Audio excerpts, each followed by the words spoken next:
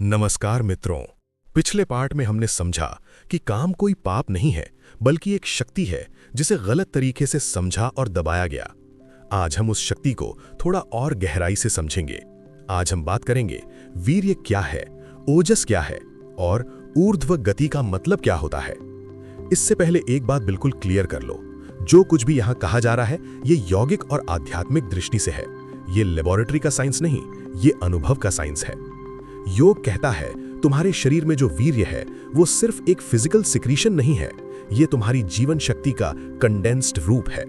इसी condensed energy को ही शास्त्रों में ओजस कहा गया है। ओजस का मतलब होता है तेज, चमक, बल और अंतर शक्ति। तुमने कभी किसी व्यक्ति को देखा होगा जो ज्यादा बोलता नहीं, ज्यादा दिखावा नहीं करता, फिर भी उसकी प्रेजेंस महसूस होती है। उसकी आंखों में एक शांति होती है, उसके पास बैठकर मन शांत हो जाता है।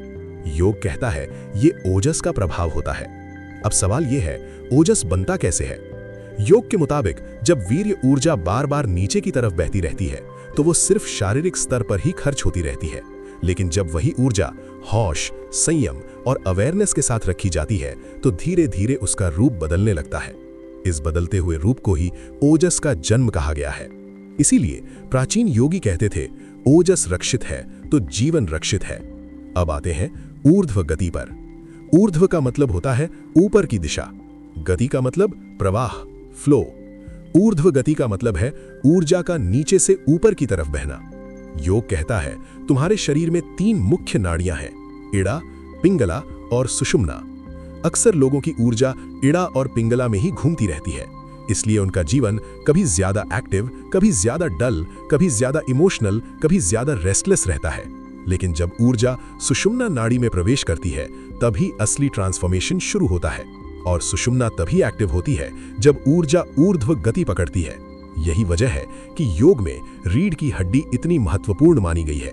रीढ़ की हड्डी सिर्फ हड्डियों का ढांचा नहीं है, योग कहता है ये ऊर्जा का राजपथ है।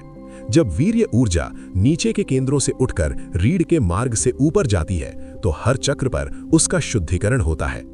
काम ऊर्जा धीरे धीरे सिर्फ भोग की ऊर्जा नहीं रहती, वो बल बन जाती है, वो क्लैरिटी बन जाती है, वो प्रेम और करुणा में बदलने लगती है। लेकिन यहाँ एक बहुत बड़ी गलतफहमी है। बहुत लोग समझते हैं कि वीर्य को रोक लेना ही काफी है। योग कहता है सिर्फ रोकना काफी नहीं है।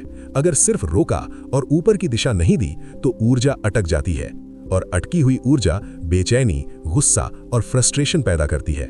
इसीलिए योग कहता है संयम प्लस दिशा इज इक्वल टू रूपांतरण। न दमन न जबरदस्ती, बस समझ और दिशा। इसीलिए प्राणायाम, बंध और ध्यान इतने महत्वपूर्ण है। ये ऊर्जा को ऊपर का रास्ता दिखाते हैं।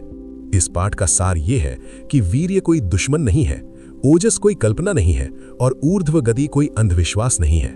ये सब एक ही ऊर्जा के अलग अलग स्तर है, और जब तुम इस ऊर्जा को समझना शुरू कर देते हो तो तुम्हारा अपना जीवन धीरे धीरे बदलने लगता है। अगला पार्ट बहुत ही महत्वपूर्ण होने वाला है, क्योंकि वहां हम बात करेंगे सबसे मुश्किल लेकिन सबसे जरूरी चीज पर।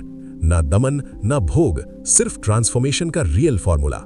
अगर तुम सिर्फ सुनना नहीं बल्कि सच में जीना चाहते हो तो अगला पार्ट जरूर देखो।